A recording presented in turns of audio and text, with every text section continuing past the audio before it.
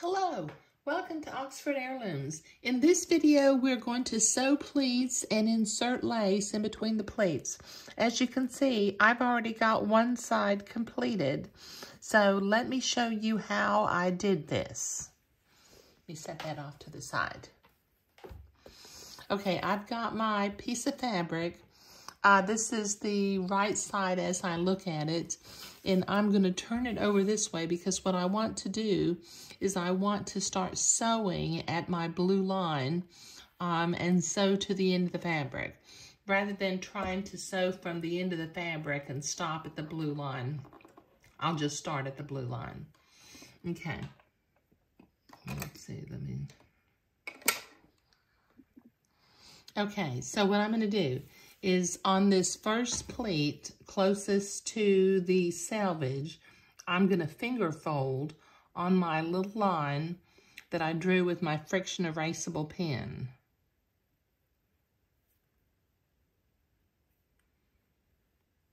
And now you can see the reason why we drew the blue line, because once we fold it on the friction erasable pen line, you can't see where the friction erasable pen ended. Now make sure you have a little bit of length on your bobbin thread because we're not going to trim those right away.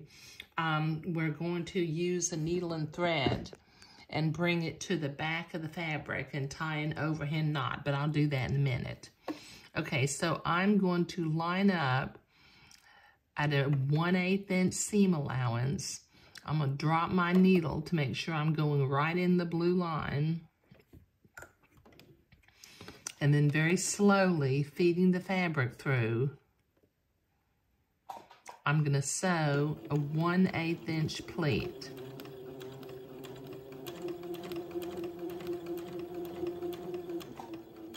Now I tend to hold this fabric on the front and the back when I'm doing these little pleats because if you just let it go through the feed dogs, it might migrate left or right a little bit and then your pleat is not really straight.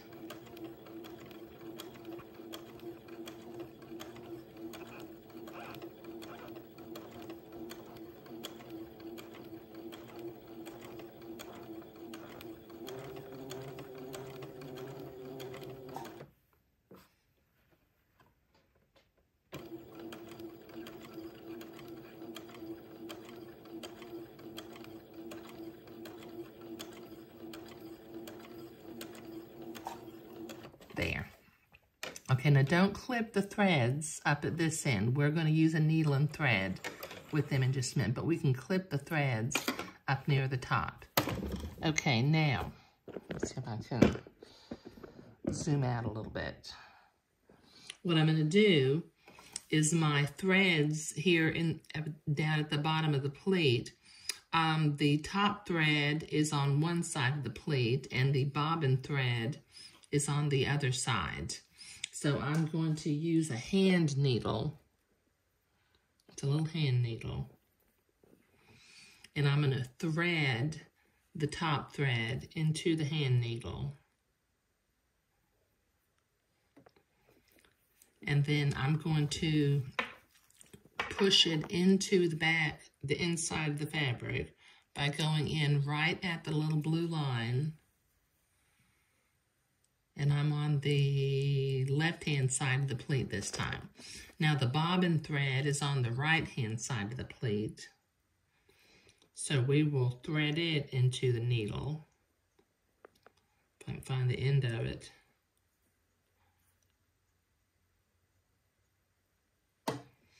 Okay, and then go into the back of the fabric on the right side of the pleat at the level of the blue line.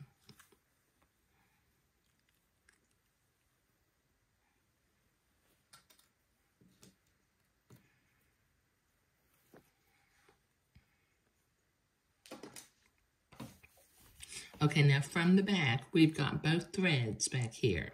So I'm going to kind of pull them, not too tight, just kind of pull it where it stops coming. And then tie a little overhand knot right there at the bottom of the pleat. And then you can trim that off.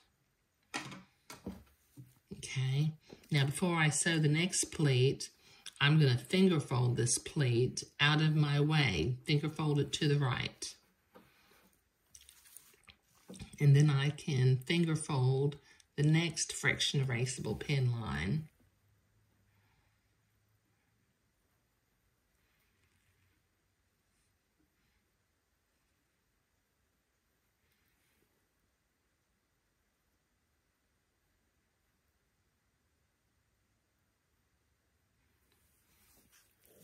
And then we can sew another pleat.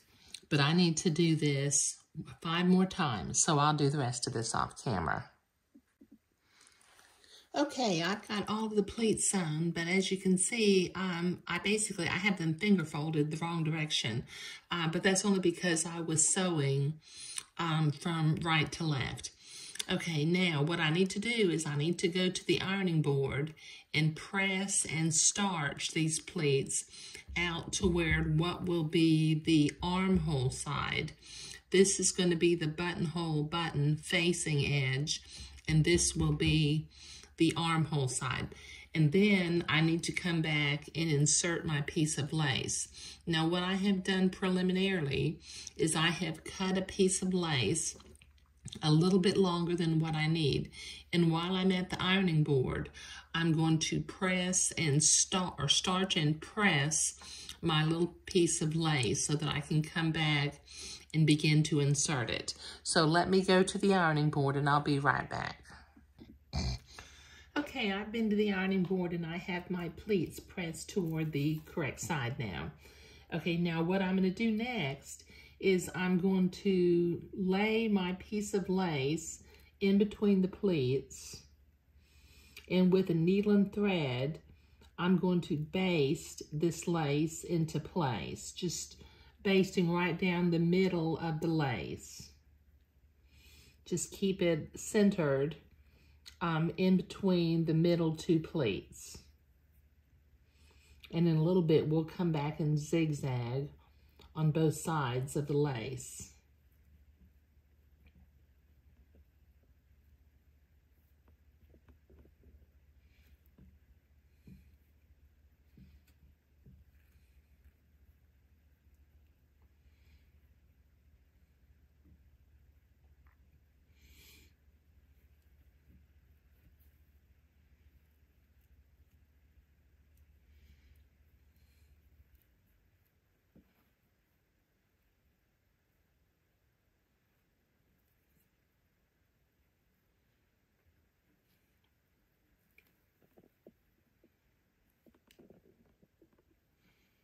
Just baste it down to the second of the blue lines.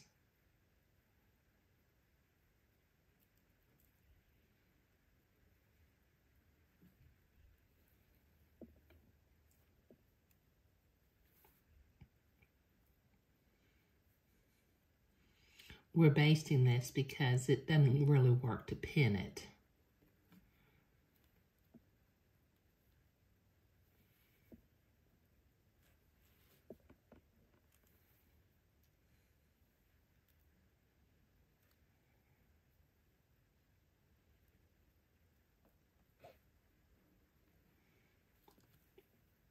There. Okay, let me tie a little overhead knot right here.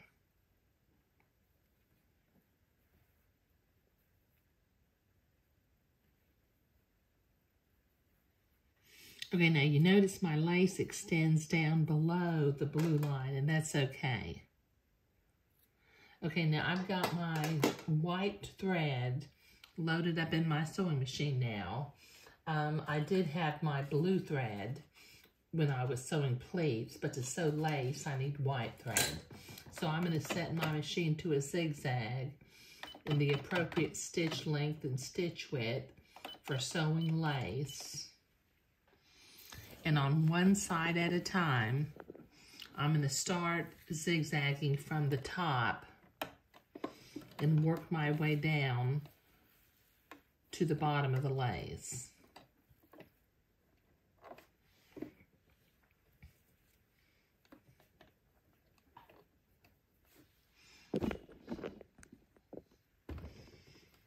Just zigzag on one side of the lace.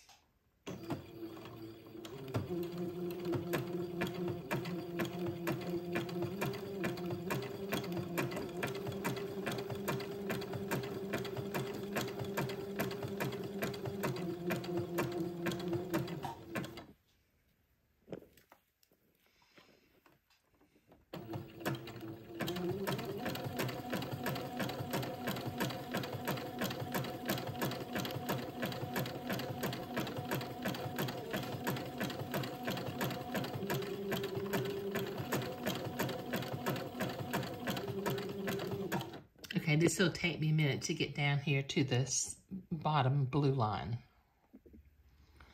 Okay, I have that zigzagged on both sides of the lace, and I also zigzagged at the lower of the two blue lines down at the bottom. Now, very carefully, I'm going to remove my basting thread.